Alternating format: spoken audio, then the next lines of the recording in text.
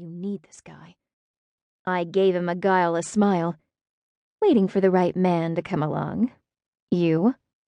"Maybe I've been looking for the right woman." He flashed his teeth. "Think I might have found her." "Not in a million years." I took a sip of my drink, buying myself a moment so I wouldn't do something rash, like poke his eyes out so I'd never have to see them again. "That depends," I said, setting my glass down. "On what?" I leaned in and whispered in his ear. "On whether you can direct me to your alpha." He stiffened and pulled back enough to meet my eyes. "What do you know about that?"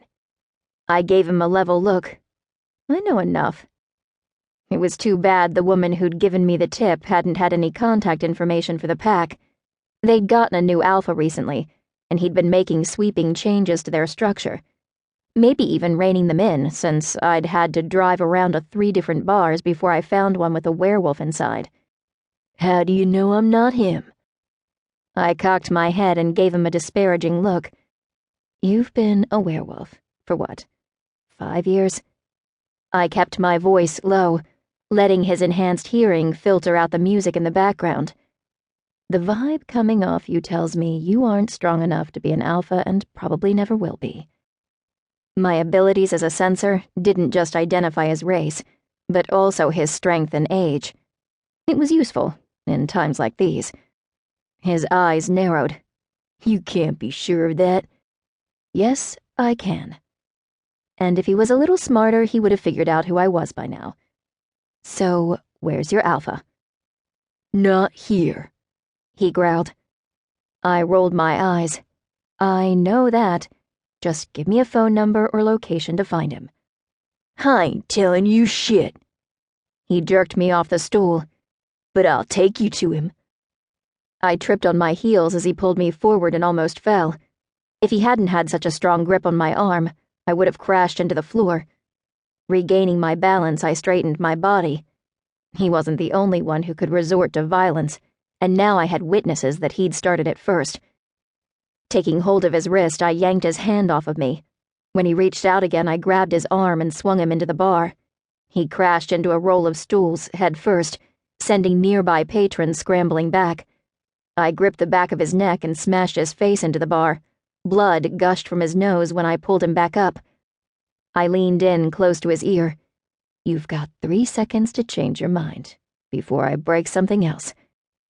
"Who are you?" he whispered out. "Just a woman who wants her questions answered," I hissed. My heart was beating hard against my chest, and all I wanted was to get out of there. Someone would be calling the cops soon if we didn't resolve this fast. "The Alpha. He's supposed to be at Crusaders tonight." My senses told me he spoke the truth. I let him go. Looking up, I found everyone in the bar had stopped what they were doing and were staring at us.